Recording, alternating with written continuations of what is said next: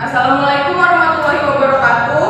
Waalaikumsalam warahmatullahi wabarakatuh. Baik, kepada ketua kelas untuk memulai pembelajaran, Ibu silakan untuk memimpin doa. Baik Ibu dan teman-teman, sebelum mulai pembelajaran pada pagi hari ini ada baiknya kita berdoa terlebih dahulu.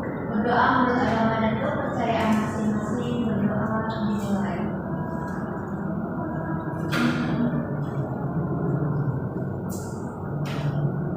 Berdoa selesai.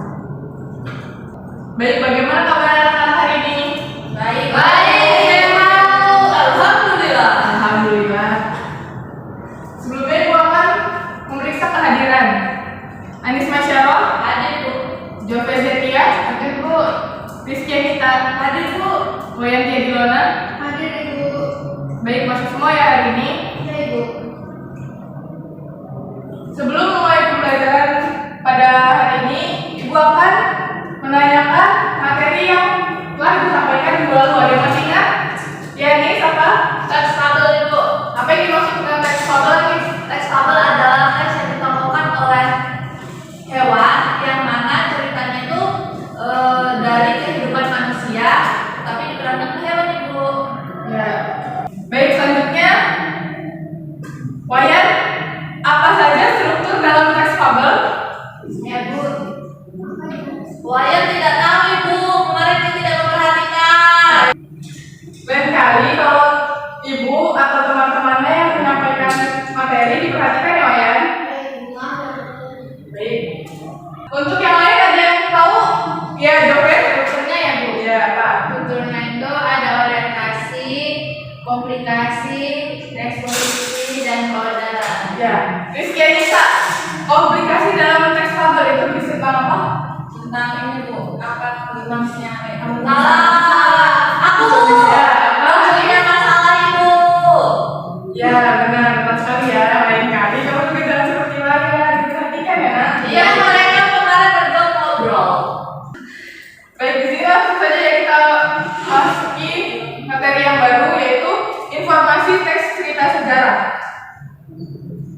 Dari tujuan pembelajaran kali ini adalah peserta didik diharapkan dapat mengidentifikasi informasi dalam teks cerita sejarah dengan kritis, cermat, dan bertanggung jawab agar kalian memiliki pemahaman tentang teks cerita sejarah.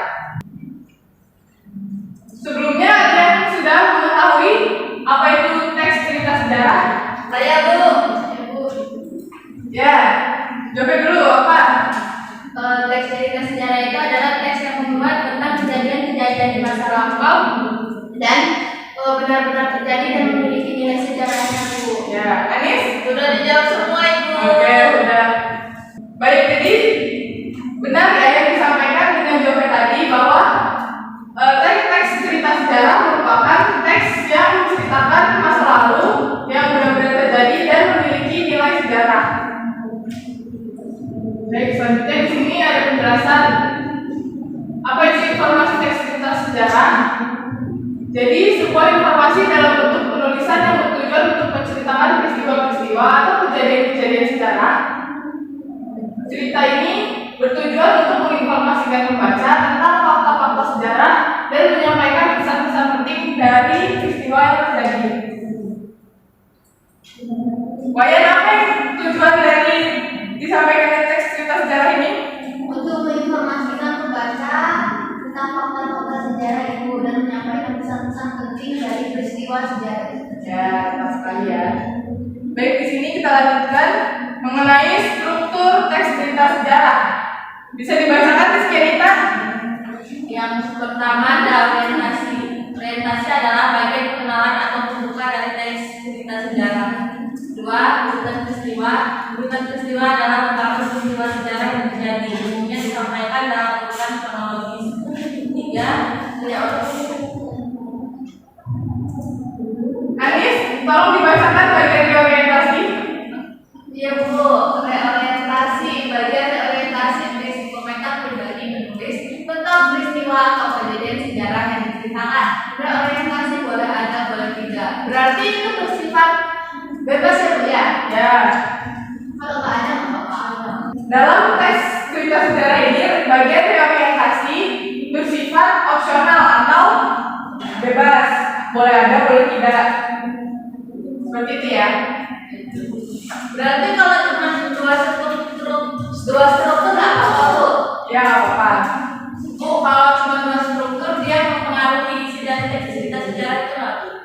Tidak, karena bagian reorientasi ini hanya bersifat komentar pribadi penulis. Jadi kan pada intinya itu terdapat pada orientasi dan urutan masalah, orientasi dan urutan peristiwa begitu ya. Karena reorientasi ini itu tadi bersifat opsional dan isinya hanya berupa komentar penulis secara pribadi. Ya. Di sini terdapat ciri-ciri teks cerita sejarah. Teks cerita sejarah disajikan secara kronologis berdasarkan urutan kejadian atau urutan peristiwa di masa lalu.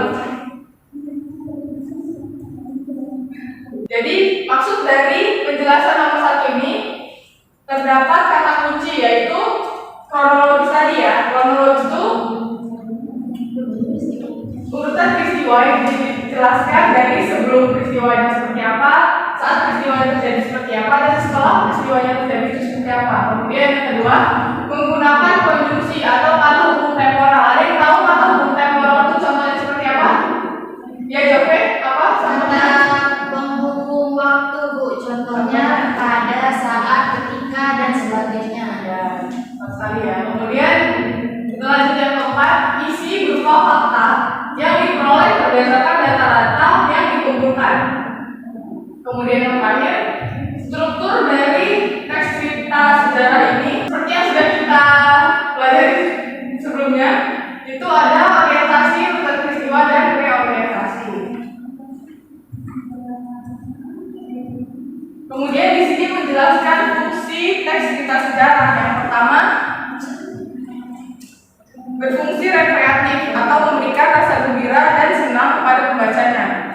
Yang kedua, fungsi inspiratif, memberikan inspirasi, imajinasi, dan kreativitas untuk berlangsungnya hidup berbangsa dan bernegara untuk menjadi lebih baik. Kemudian yang ketiga, fungsi instruktif. Di sini maksudnya sebagai alat bantu dalam pembelajaran. Dan yang terakhir, fungsi edukatif. Fungsi ini diartikan sebagai petunjuk dan pembelajaran bagi kehidupan manusia dalam berperilaku. Di sini terdapat contoh teks cerita sejarah. Ibu minta maju satu-satu untuk membacakannya. Oke, maju untuk membacakannya. Maju ya, Bu. Contoh teks cerita sejarah. Ya, silakan. Candi Borobudur merupakan salah satu kerajaan dunia yang berasal dari Indonesia. Candi Borobudur sendiri merupakan peninggalan terbesar Tolong ya diperhatikan temannya membaca di depan. agama Buddha yang ada di dunia. Candi ini dibangun sekitar tahun 824 Masehi pada masa Raja Samaratungga dari bangsa Shailendra. Candi Borobudur merupakan monumen Buddha yang memiliki 504 patung Buddha, 72 stupa rawang, dan 1 stupa Hindu. Ya, baik, selanjutnya dilanjutkan oleh Agni. Silakan ke depan. Baik Ibu. Candi Borobudur memiliki arsitektur Gupta yang menggambarkan kekentalan gaya arsitektur dari India. UNESCO telah mengakui Candi Borobudur sebagai salah satu monumen Buddha terbesar di Indonesia dan dunia, serta menguji kemegahnya. Dalam pembangunannya, Candi Borobudur membutuhkan waktu sekitar 75 tahun di bawah komando arsitek Gunadarma. 60.000 meter kubik batuan vulkanik yang digunakan untuk pembangunan candi ini diambil dari Sungai Elo dan Progo yang terletak sekitar 2 km di sebelah timur candi. Sudah, Ibu? Ya, baik, terima kasih Anis. Kemudian selanjutnya Rizky Anita, silakan maju.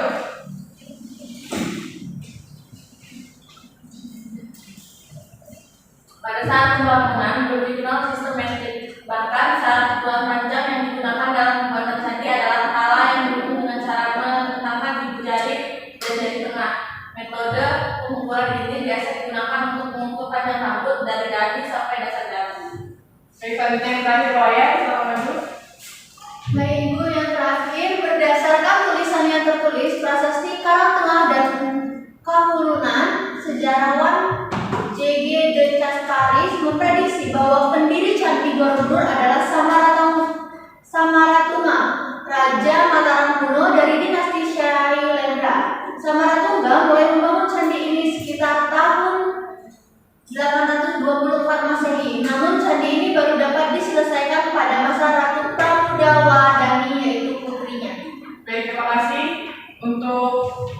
pembacaan contohnya. Beri tepuk tangan untuk kita.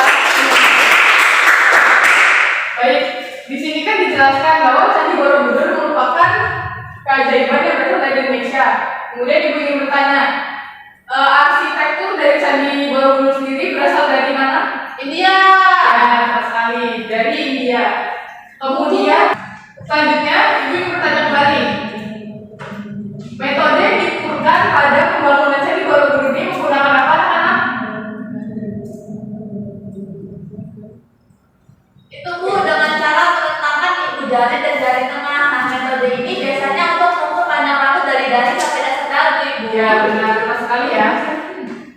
Aku pintar sekali. Ya, jadi Berisi nih, Bu. ini tolong ya jangan mengganggu teman kita fokus belajar. Iya, Ibu. Kemudian di sini Bu akan menanyakan struktur teks cerita sejarah. Tadi kan sudah kita pelajari, ada yang bisa menentukannya? Ayo sama-sama menentukannya. Paragraf pertama orientasi, Bu. Ya, Ya, selanjutnya. pada paragraf kedua dan ketiga itu urutan peristiwanya ya, Bu. Ya, jadi di sini contoh teksnya hanya terdapat dua struktur ya. Apa itu tadi? Orientasi dan sama urutan peristiwa. Nah, di sini tidak ada. Ini termasuk contoh teks cerita sejarah yang tidak ada reorientasi karena itu tadi reorientasi hanyalah bersifat opsional atau pilihan. Baik, sebelum mengakhiri pelajaran pada hari ini, kalian bawa buku cetak? Nggak, Bu. Buat yang bawa dibuka halaman 117. Di situ terdapat teks cerita sejarah. Kemudian kalian bisa mengerjakan berdasarkan perintah yang ada di dalam buku ya, Nan. Yang nggak bawa gimana, Bu? Nanti kamu bisa melihat di temannya yang lain. Baik, sudah dibuka semua bukunya. Halaman berapa, Bu? Halaman 117 ya, Nan. Ya, sudah, Bu. Sudah, Bu. Tadi bisa barengan dengan Jove. Sudah apa itu, Bu? Sabar ya. Tidak. Ya, jadi di sini terdapat contoh teks cerita sejarah. Di sini kalian bisa mengerjakan sesuai perintah. Di sini kan terdapat soal berbentuk pilihan jamak. Ya, sekali di situ ada pilihan jamak dan esainya. Baik, mulai ada yang ingin ditanyakan Minta dan Mayan? Bu, belum, Bu. Belum selesai, Bu. Ini es kan ada esai, Bu. Esainya diisi. Iya, kan? Oh, iya, makanya itu Kalau kelompok pilihan nggak selesai, Mak. kirain ini harga pilihan jamak saja. Iya. Ini dikerjainnya di buku, Bu. Apa di buku cetaknya? Banyak tuh, Mas. Ibu, Bu, artis, Bu, dia kok gitu? Makanya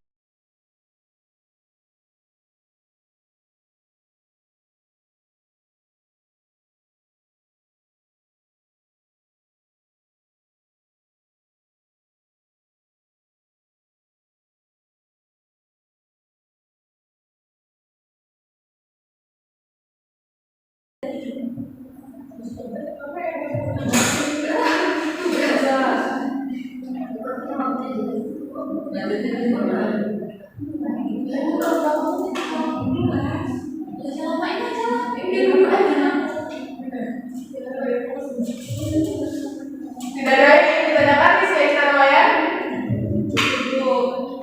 Ya, baik.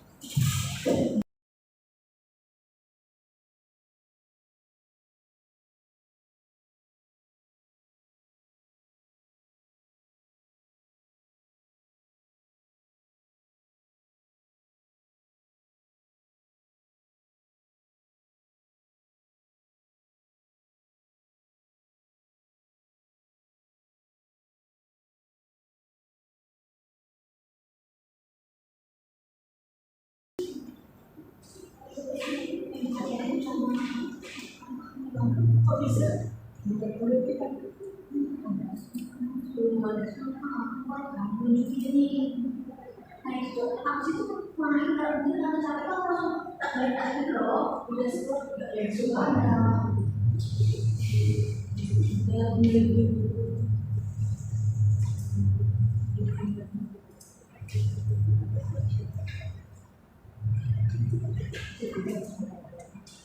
Bu, nomor 3 Bu nggak paham. Jadi di sini maksudnya dibaca ini ya, koordinatnya.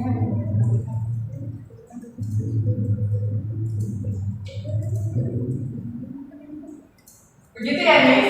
Oh iya Bu.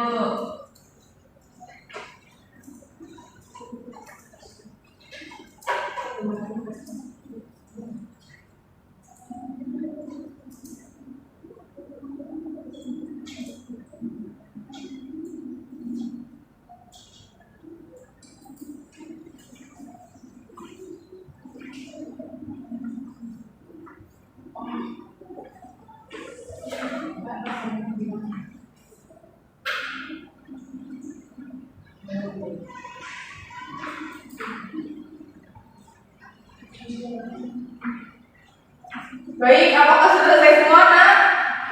Sudah Bu. Oh, belum. Masih Baik. bikin benda Bu. Tugasnya bisa dikerjakan dilanjutkan di rumah ya. Ya Bu. Dikumpul ya minggu depan Bu. Ya. Nanti dikumpulkan di ruang ibu ya. Ya. Bukunya. Ngumpul satu-satu apa perwakilan Bu? Ya, perwakilan kita. Siapa Bu yang ngumpulin? Nanti Anis yang ngumpulin. Bukannya ketua kelas ya? Ketua Ketua kelasnya kelas ada Bu. lomba, Nak. Jadi nggak bisa.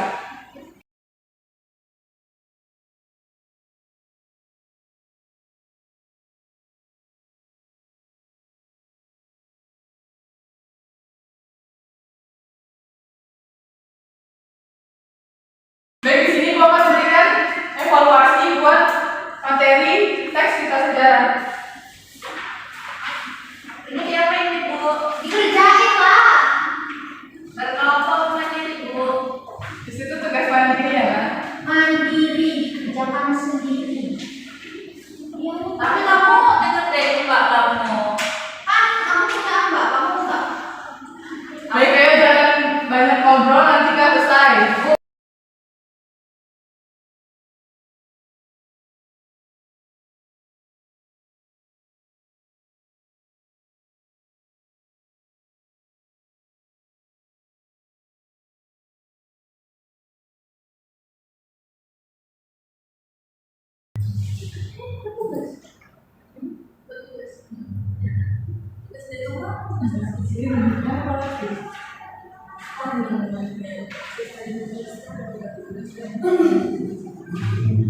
Udah Bu. Udah Bu, yang belum loh. Belum. Bang, ini kamu udah HP ya? Tunggu sebentar ya, kawanan yang selesai.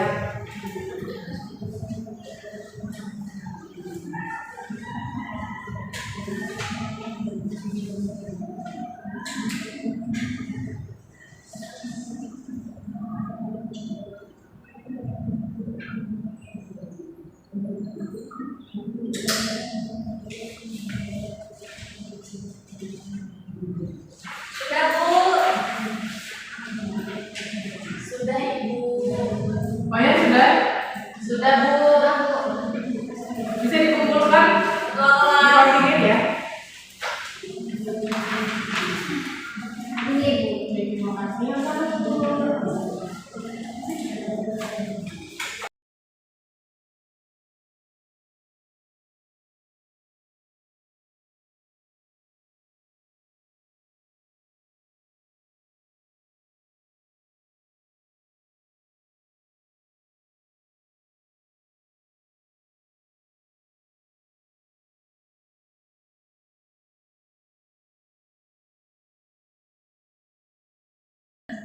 Baik, Ibu rasa cukup penyampaian materi pada hari ini. Ibu silakan kepada ketua kelas untuk memimpin doa. Baik Ibu dan teman-teman, akhir sudah ya pelajaran kita pada pagi hari ini. Marilah kita berdoa meminta rahmat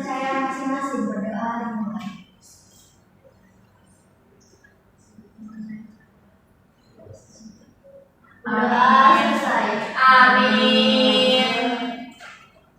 Baik, tugas yang tadi belum selesai, tolong dikerjakan dengan sungguh-sungguh ya, Nak. Ya,